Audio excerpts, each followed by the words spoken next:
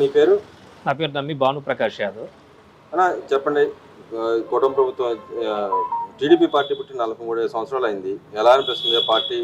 గతంలో కొంతమంది నాయకులు వ్యాఖ్య చేశారు, ఈ పార్టీ ఉండదు, భూస్థాపితం అయిపోద్దని. దాని దగ్గర నుంచి మళ్ళీ కార్యకర్తలు లేపి పార్టీని అధికారంలో తీసుకొచ్చారు. దీన్ని ఎలా చూస్తారు? ఎవరు ఇప్పుడు ఈ మాట అన్నది త్వరలో భూస్థాపమైన పార్టీ వాళ్ళు అందే. అవునండి.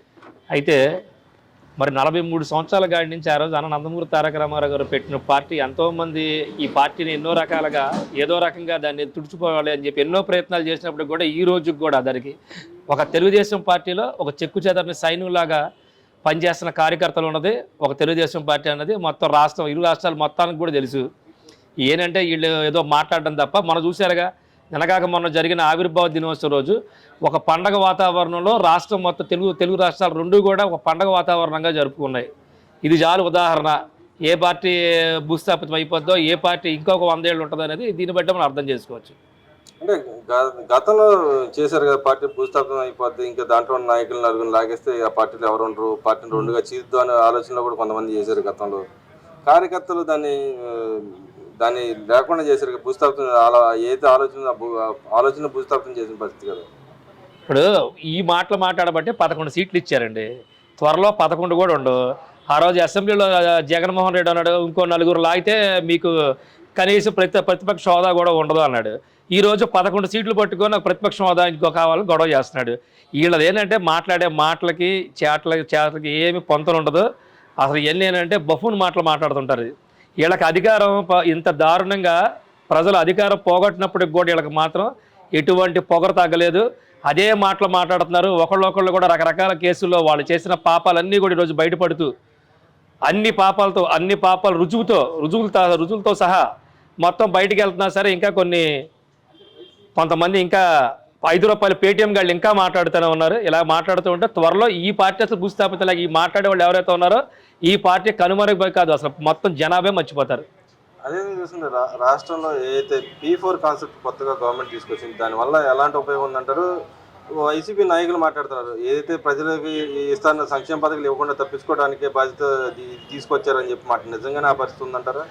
ఏమంటే ఏదైనా సరే జగన్మోహన్ రెడ్డి ప్రభుత్వానికి ప్రజలకు మంచి జరగకూడదు, ప్రజలు బాగుపడకూడదు. ఎందుకు బాగుపడకూడదు అంటే ప్రజలు ఆర్థికంగా కానీ సామాజికంగా కానీ రాజకీయంగా కానీ ఎప్పుడైతే ఎదిగారో ఆయన పార్టీ మనుగడ ఉండదు. కాబట్టి ఇటువంటి లేనిపోని మాటలు మాట్లాడతాడు. అసలు ఆయన గురించి మాట్లాడకూడదు అనవసరం. కానీ ఏదైతే మీరు ఈరోజు చంద్రబాబు నాయుడు ఒక మంచి ఆలోచనతో ఎటువంటి అయితే ఎవరు పూర్గా ఉన్న వాళ్ళందరినీ కూడా రిచ్ చేయాలని చెప్పి విధానంతో ఏ కాన్సెప్ట్ మీద అయితే ఇది పెట్టారో రేపొద్దున ఇది కనుక 2047లో దీని యొక్క ప్రతిఫలం ఈ రోజు విత్తనం వేస్తే ఆ రోజు మహావృక్షంలాగా ప్రతి వాళ్ళని కూడా ఒక రిచ్ చేయాలి. అందరూ కూడా ఒక సమానంగా సమాజంలో మంచి గుర్తింపు, గౌరవం, ఆర్థికంగా ఉద్యోగపరంగా ఎదగాలని చెప్పి పెట్టినటువంటి విధానం ఇది త్వరలో చూస్తారు. ఇది ఎంత ఇదిగా ఇది బాగుంటుంది అనేది మీకే అర్థమవుద్ది. అంటే ఇక్కడ సంక్షేమ పథకాలు ఇవ్వకుండా ఉండడానికి ఇలాంటి కాన్సెప్ట్ తీసుకొచ్చని చెప్పండి. నిజంగానే సంక్షేమ పథకాలు ఎవరని అనుకున్నారా? సంక్షేమ పథకాలు ఎందుకు ఒక్కొక్కటి అమలు చేసుకుంటూ వస్తున్నారుగా. మొత్తం మీరు 5 సంవత్సరాల్లో మొత్తం తుడిచిపెట్టేశారు.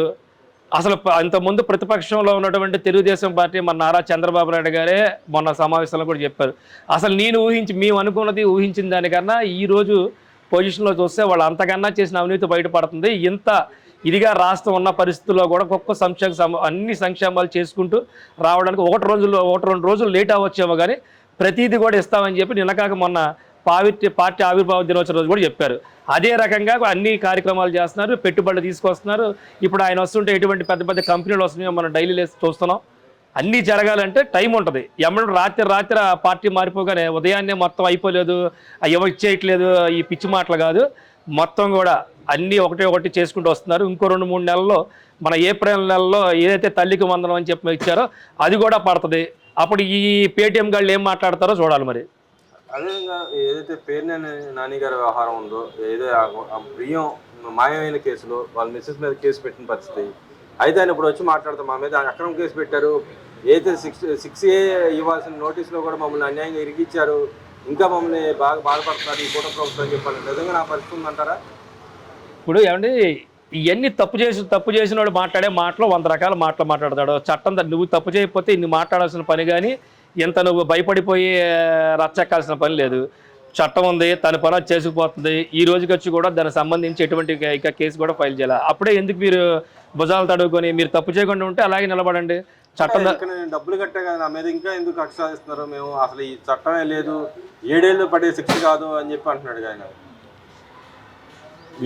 ఈ శిక్ష 7 ఏళ్ళు పడదు, దీనికి నోటీస్ వరకే ఇస్తారు కానీ ఇలాంటి కేసు పెట్టరు అని చెప్పి అంటున్నాడు. అసలు ఇక్కడ అక్రమమైన కేసు అని చెప్పి అంటున్నాడు, పదే పదే చెప్తాడు. ఆయన మేము భయపడినా అన్నాడుగా, నిజంగా ఆయన భయపడుతున్నారు. అసలు ఈ గవర్నమెంట్ వచ్చి భయపడ్డాను కదా, అక్రమ కేసు ఏంటండి. నువ్వు చెయ్యకపోతే ఇది కేసు ఎందుకు వస్తుంది నీకు అక్కడ ఏదైతే కనుక బియ్యం బస్తాలతో రుజువు అయినాయో అన్నీ కూడా ఉంటే, రుజువులు ఉంటే ఏదైతే నువ్వు అక్రమ కేసు అని చెప్పంటారు. సరే, కాకాని గోవర్ధన్ గారి వ్యవహారం వస్తే ఆయన మీద ఏదైతే అక్రమమైన వ్యవహారం ఉందో దాని మీద కేసు పెడితే బెయిల్ అని కూడా ఈ గవర్నమెంట్ కక్ష సాధిస్తుంది, మా వాళ్ళు అన్యాయక్రంగా ఇరికిస్తుంది అన్నారు. నిజంగానే ఆ పరిస్థితి ఉందంటారు అసలు ఆడ? ఇప్పుడు కక్ష సాధింపులు చేసేది వైసీపీ గవర్నమెంట్ అండి. ఇది కక్ష సాధింపులు కాదు. నువ్వెంత గత 5 సంవత్సరాల్లో మైనింగ్ మీద ఈ రాష్ట్రంలో ఎంత దోపిడీ జరిగింది అనేది ప్రతి ఒక్కళ్ళకి తెలుసు. దానికి మీరు చెప్పిన అసలు మైనింగ్ మీదే మీరు సగం రాష్ట్రాన్ని ఊడ్చేశారు. ఇప్పుడు కక్ష సాధింపు ఏముంది, ఉంటే దానికి మీరు రుజువులు ఉంటాయి కనుక బెయిల్ కంపల్సరీ దొరికిద్ది. అదేవిధంగా బీసీల మీద దాడులు చేసి గవర్నమెంట్ బీసీలను చంపేస్తుందని చెప్పండి. నిజంగా నా పరిస్థితి ఉంటారు రాష్ట్రంలో. నిన్న ఏదైతే రాఫ్తాడు విషయంలో జరిగిందో అక్కడ ఒక కార్యకర్తను, వైసీపీ కార్యకర్త చచ్చిపోయాడు. దానికి టీడీపీ గవర్నమెంట్ కావాలని చేస్తుంది, బీసీలని అన్యాయం అక్రమం చేస్తుంది, వాళ్ళ మీద దాడులు చేస్తుందని చెప్పి జగన్మోహన్ రెడ్డి గారు అంటున్నారు. నిజంగా నా పరిస్థితి ఉందా? ఒక్కసారి మీరు 5 సంవత్సరాల్లో బీసీల మీద జరిగిన దాడులు, కేవలం 7-8 నెలల్లో దాడులు కానీ ఏదైనా సరే మనం నిష్పత్తి ప్రకారం చూద్దాం. ఎక్కడైనా సరే ఎంతోమంది ఎస్టీ, ఎస్సీ, బీసీ మైనార్టీలని ఎవరైతే కనుక అణచివేయాలని చెప్పి చూసి ఎన్నో దాడులు జరిగిన గవర్నమెంట్ గత ప్రభుత్వం. ఒక చంద్రయ్య గారిని కానీ, లేదంటే జై జగన్ అని చెప్పి అన్నందుకు అంత నిర్దాక్షిణంగా ఆ పేక్ కోసి చంపింది కానీ, అదే అలాగే ఒక రౌడీ షీటర్ వైసీపీ కార్యకర్త తెనాల దగ్గర అమర్నాథ్ గౌడ్ అని చెప్పి ఒక పిల్లవాడిని మరి అంత దారుణంగా తన పుస్తకాలే నోట్లో పెట్టి తనకు సజీవ దహనం చేసిన కేసులు కానీ, ఇలా కోకల్లో ఎందుకంటే 1-2 అయితే గుర్తుంటాయి. ఎన్ని వందలు ఉన్నాయి. నువ్వు ఈరోజు బీసీల మీద జరుగుతుంది. ఎక్కడ బీసీల మీద జరుగుతుంది? ఈరోజు తెలుగుదేశం పార్టీ గవర్నమెంట్లో ఉన్నప్పటికీ కూడా మీరు నిన్న కాక మొన్న ఈ 2 నెలల్లో మీరు బీసీల మీద చేసిన దాడులు 2 బీసీలు మీరు హత్య చేశారు. దీన్ని బట్టి ఈరోజు మీరు గవర్నమెంట్లో లేకపోతే నేను తరాచకం చేస్తున్నారంటే కాదంటే ఇది చంద్రబాబు నాయుడు గారి ప్రభుత్వం ఒక ఆలోచన ధోరణి మీద అందరికీ ఒక మంచి జరగాలనే ధోరణి మీద ఉంది కాబట్టి అది చట్టం మీద తన పని మీద తను చేసుకుంటూ పోతుంది. మీ గవర్నమెంట్లో ఒక బీసీలకే కాదు, ఎస్టీలని, బీసీలని అందరినీ కూడా వాళ్ళని ఎంతోమంది హత్య గావించిన గవర్నమెంట్ వైఎస్ఆర్ పార్టీ, జగన్మోహన్ రెడ్డి. అదేవిధంగా రోజా గారు అంటున్నారు, తిరుమల ఏదైతే తిరుపతిలో ఉన్న దేవుడికి వెంకటేశ్వర స్వామికి నిద్ర లేకుండా చేస్తుంది ఈ కూటమి ప్రభుత్వం.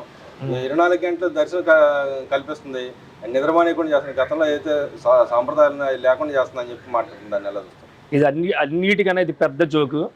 రోజా గారు 5 సంవత్సరాలు మన మినిస్టర్గా ఉన్నప్పుడు కేవలం తిరుపతి మీద దర్శనానికి అని చెప్పేసి జనాభా పబ్లిక్ అనుకోవడమే కానివ్వండి, ఏదైనా కానివ్వండి, పబ్లిక్గా వాళ్ళందరినీ కూడా విఐపి దర్శనాల పేర్ల మీద, వాళ్ళ బలగం పేర్ల మీద వాళ్ళ దగ్గర డబ్బులు నేను ఈరోజు మీ ఛానల్ రూపంగా నేను సవాల్ ఇస్తున్నాను ఆమెకి. ఆ రోజు వాళ్ళందరి దగ్గర కూడా డబ్బులు తీసుకొని దర్శనాన్ని తీసుకెళ్ళిన ఘనత ఆమెది.